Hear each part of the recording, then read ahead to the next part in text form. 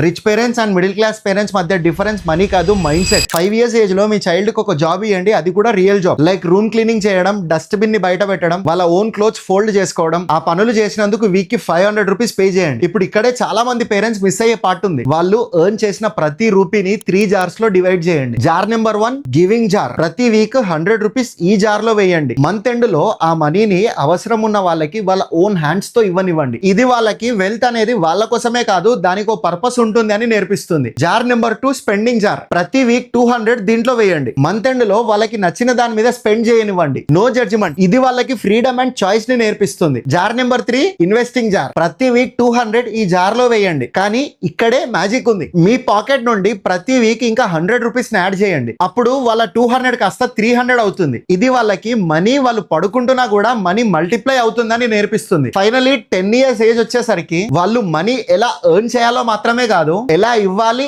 Enjoy చేయాలి and multiply చేయాలో కూడా తెలుసుకుంటారు. చాలా మంది అడల్ట్స్ 40 years ఏజ్ వచ్చినా కూడా ఇంకా ఈ విషయాలు నేర్చుకుంటున్నారు. కానీ మీ చైల్డ్ 10 years ఏజ్ లోనే వీటిని మాస్టర్ చేస్తారు. మీ పిల్లలతో ఒకసారి ఈ టాస్క్ ని ట్రై చేయండి and thank me later for all the benefits. ఇలాంటి ఇన్ఫర్మేషన్ కోసం నన్ను ఫాలో అవ్వడం మర్చిపోకండి.